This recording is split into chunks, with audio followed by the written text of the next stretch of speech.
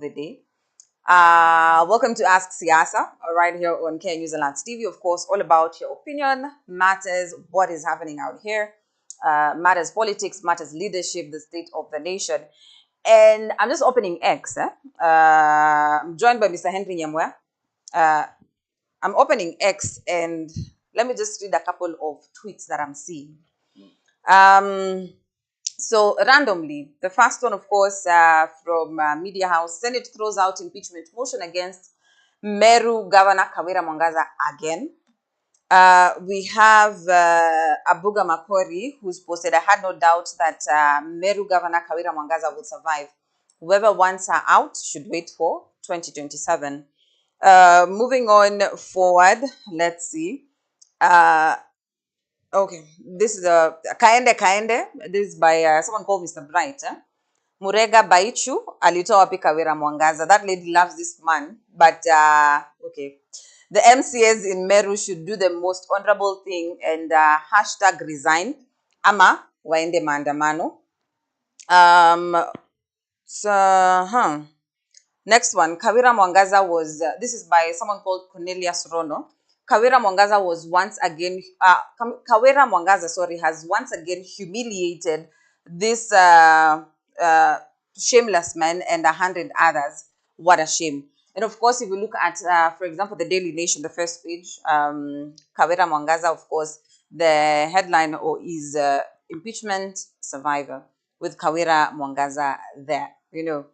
And when it comes to you, of course, we've seen the likes of Moses Kuria, the likes of Akina, Yani coming out to celebrate, first of all, Kawira Mwangaza's impeachment or survival, you know. Yeah. And from analysis, there are those who said, you know, at first, although according to one Emmanuel Bosiri, analysis changes from time to time. We were here, first of all, discussing how tough it was going to be for Kawira Mwangaza, her impeachment motion in Senate using this particular way, the plenary way, and not the committee way. And they said it's going to be a tough time for her. But clearly we're seeing it wasn't that. Ama, what did you pick out of it? Did Kawira Mwangaza like have a tough time during this particular hearing? Thank you, Kamala. Thank you. Sometimes we forget what. Remember, what happened in the Senate was not unfortunate. Actually, it is the reality and the plain truth. If you see the accusations against Kawira Mwangaza that were brought before the Senate, none of them all lacked merit. They had no ground, no basis, no supporting document, no witnesses.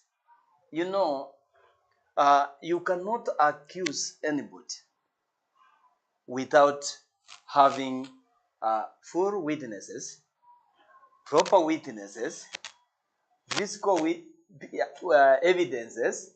Now, what I saw is videos played, some of them purporting that they are number plates of county government of Meru vehicles, or the vehicles that belong to the governor. And actually, if you try, okay, my specs are double lensed.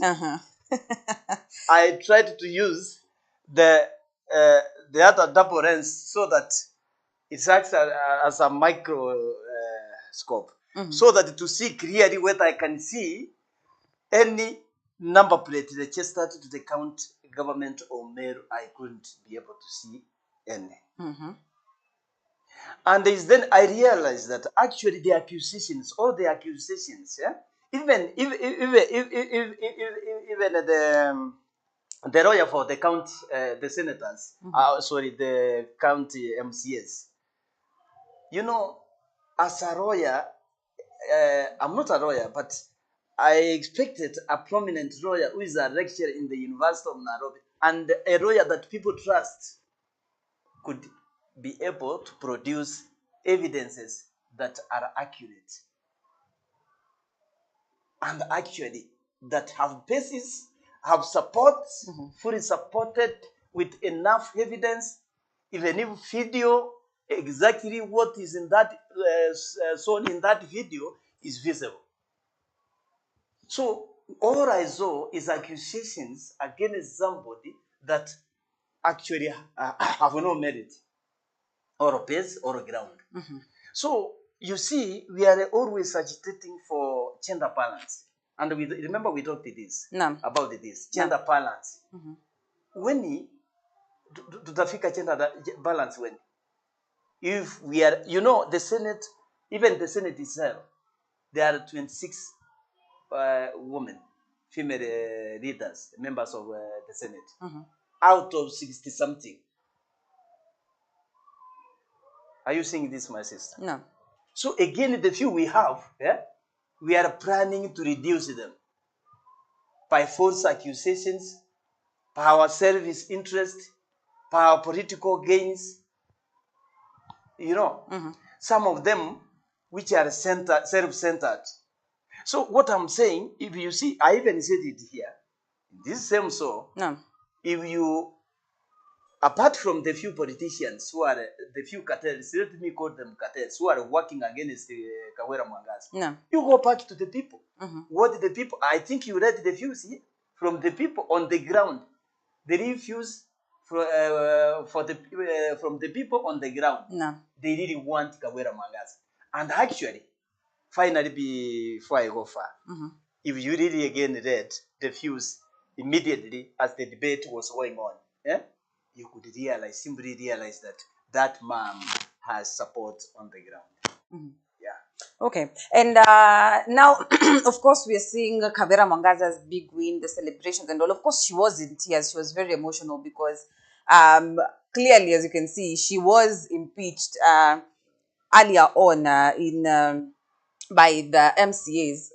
Everyone voted her out, and now this is such a big win for her, And we've seen, for example, now let's bring in Moses Kuria in the picture, We've seen Moses Kuria supporting Kawira Mwangaza'S openly, And he also went on his Twitter page or X page during the hearing, while the Senate hearing was still happening, And he listed a couple of senators, He listed a couple of members. If I could just... who are prepared to fight against or to work against the government. Yes, most definitely. And he openly just listed 13 senators, and hapo chini akasema, stop it. You can see from evidence that you are being misled, And I'm like, first of all, according to some members of the House, this was actually an breach of conduct when it comes to Moses Kuria's side, But was it him putting out this list, him mentioning the kind of things that he's mentioning about the Senate and talking about listing these 13 members?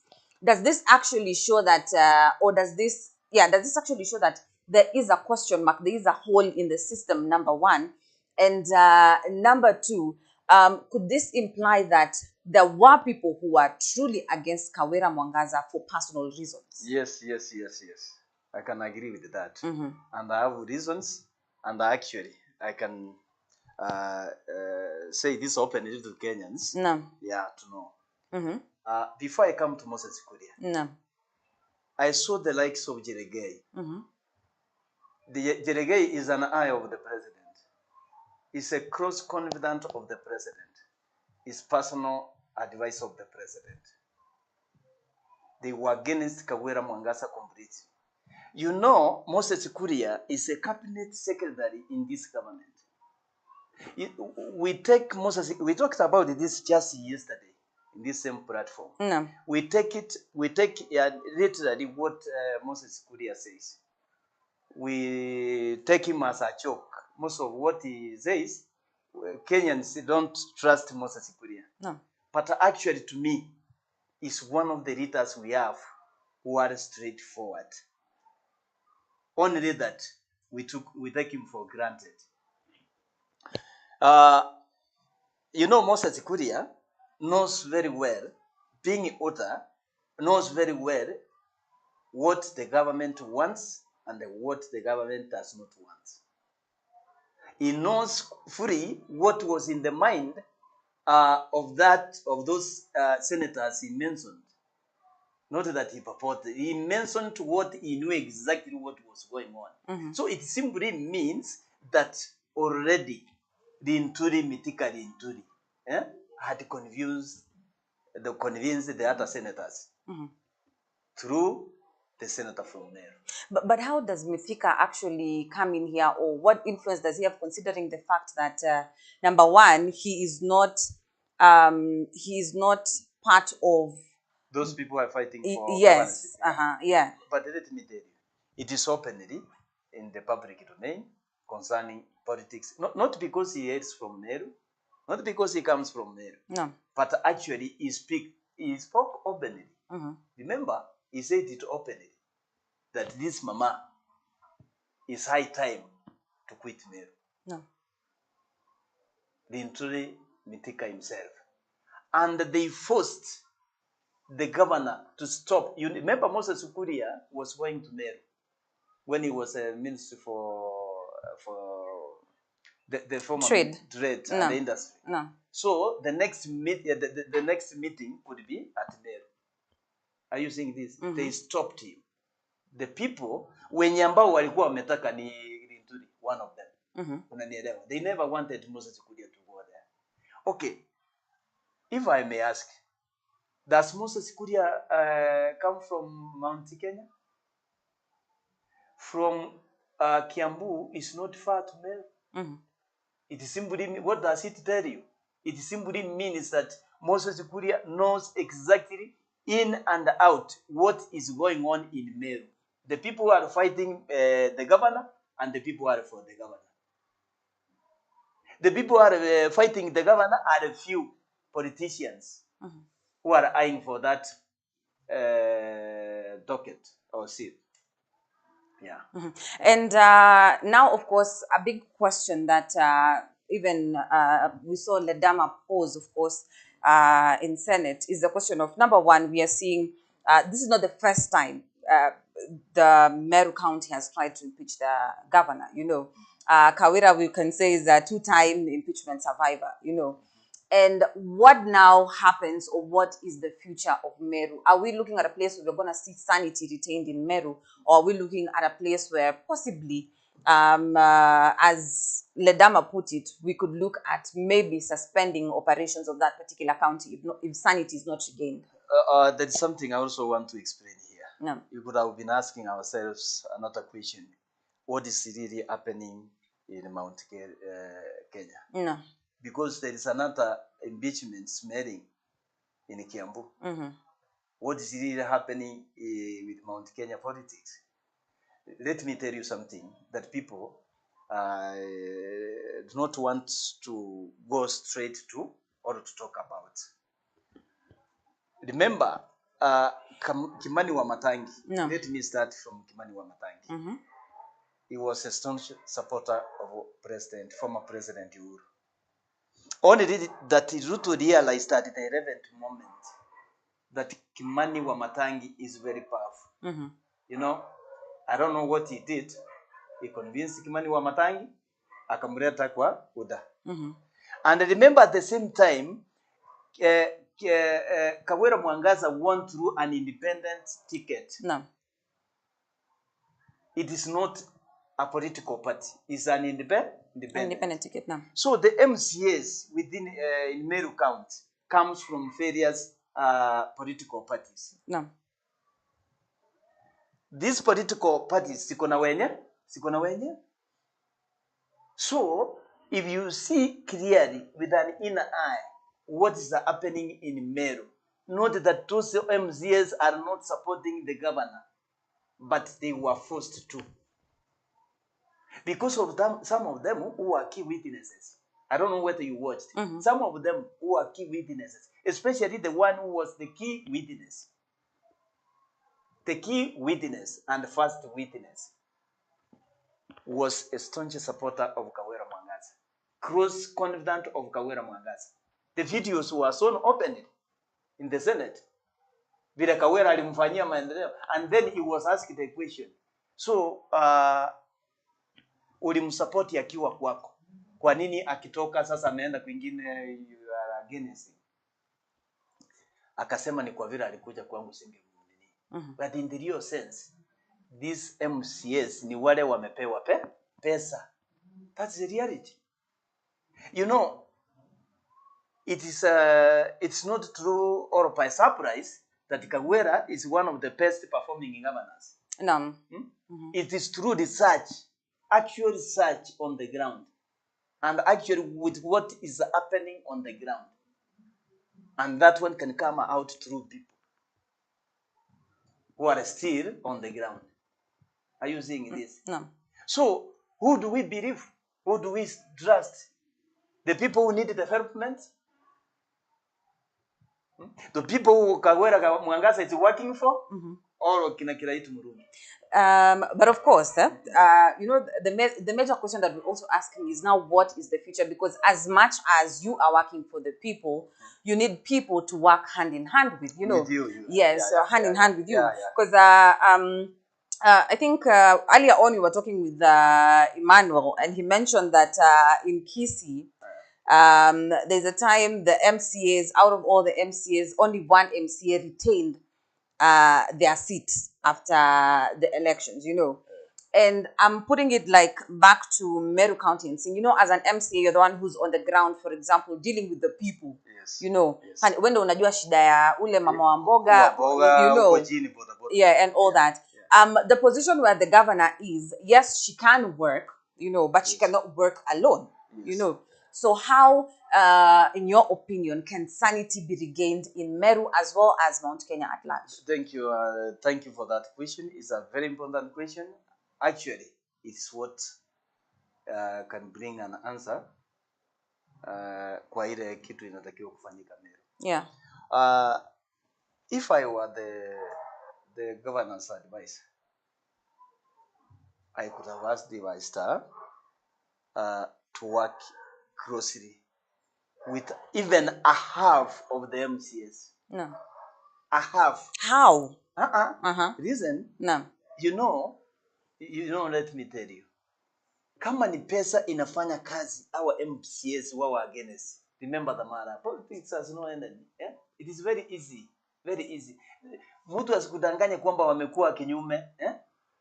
Huyu mama, what is he supposed to do as he fought yesterday before the Senate is to work one by one using the 10 MCAs who are supporting her. No. Remember, there are 10 MCAs who never attended even in the impeachment. Even if they are mentioning is 59. They are 10 for Kawira Mwangaza'S. If you have gone through that story. So, it is very easy for any leader. She's the governor. She has to start working closely with those MCAs. They will join her. They will join her and start working with her. Because, let me tell you, wengine walijua kwamba hii impeachment haiwezi itaenda tu. Unanielewa? No. Now that it has imekuwa kinyume, watamsupport. Yeah. So that is what you're foreseeing in Meru County. Let her work closely with them actually. No matter, regardless of political affiliations, no matter what they have done, no matter what is in their hearts, let us start working with them. Yeah. Now, for the benefit of Meru people and for the benefit of retaining her seat. Yeah. Okay, and finally, as we wind up on Ask Siasa, we've seen what happened, for example, in Kiambu with the deputy president calling or having a meeting with the MCAs in order to talk about them putting aside the thoughts of impeaching their leader, you know. And now we have also, and earlier on I also mentioned, we saw during Kawira Mwangaza'S first impeachment, you know, the MCAs were called together. So right now, is there a possibility of either Rigathi Gachagua or the president, that is William Ruto, coming together with the Meru people, that the Meru MCAs specifically, to discuss or to find a way of course, the county working hand in hand? Is there a likelihood of the two being seen there, considering the fact that we have heard from different people that the two might actually be involved in one way or another in Kawira's impeachment as well as her survival? Let me tell you, if the president is not going to be careful, I know he also wants to succeed second term, 2027. No. But if he's not going to be careful with what is happening, with what is happening in Mount Kenya region, Gema community, it is going to be very hard to him to say the truth or to gain votes he got from that region. Mm-hmm. You see, Kiambu is one county that has 1.2 something million registered voters. It has the largest number of registered voters in Mount Kenya, Kiambu. If you lose Kiambu, stani kwamba kuna kitu kwako ku Central sasa. Unanielewa? So the president